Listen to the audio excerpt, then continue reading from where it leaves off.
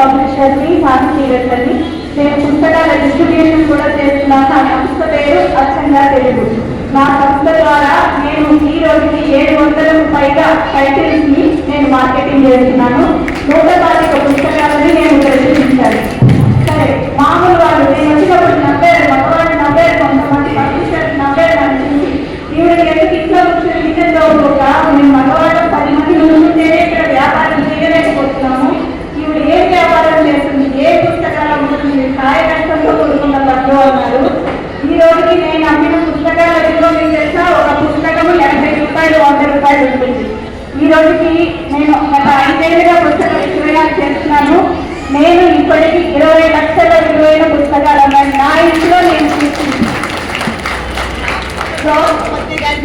ఉమాదేవి వాళ్ళ కృతి గారు కూడా వచ్చారు, చాలా సంతోషం.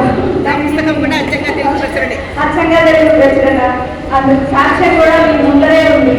ఏమంటున్నానంటే, నేను ఒకవేళ ఒక పురుషుడు ఒక పని చేస్తే తన శక్తిని మాత్రమే ఉపయోగిస్తే, ఒకవేళ ఒక బ్రాహ్మణ శక్తి ఒక పని చేయదలుచుకుంటే శక్తితో పాటు యుక్తిని కూడా ఉపయోగించాలని ఉంది.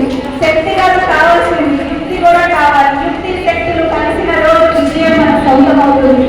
నేను ఇలాగే నాకు 2 పిల్లలు ఉన్నారు. వివాహం అయింది, గౌతమ గౌరవం నాది, భావన కలిసి నా పేరు. నేను కూడా ఇలాగే ఎన్నో అడ్డంకుని ఎదుర్కొని పిల్లలని బదిలీలని ఈ రోజున మీ ముందు ఉంచున్నాను.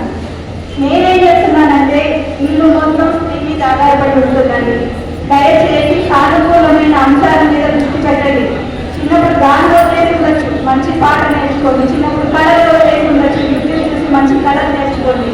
నేను 10 ఏళ్ల క్రితం వీణలో సర్టిఫికేట్ చేశాను.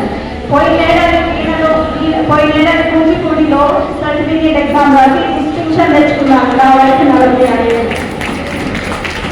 అది చేస్తుంటే నేను నా పబ్లిషింగ్ చేస్తున్నాను, నేను నా పుస్తకాలు డిస్ట్రిబ్యూషన్ చేస్తున్నాను, నా పిల్లల్ని చూసుకుంటున్నాను. అంటే అపరిమితమైన శక్తి మనలో కొలువైంది. దాని మాటలు పట్టలేదు. ఎప్పుడు పాజిటివిటీగా ఉన్నది. చారి రోజు, సీరియస్ రోజు, మంచి విషయాల మీద దృష్టి పెట్టండి. పూజల మీద పెట్టండి. పువ్వుల దండలు భగవంతుడికి కట్టిబడం మీద పెట్టండి.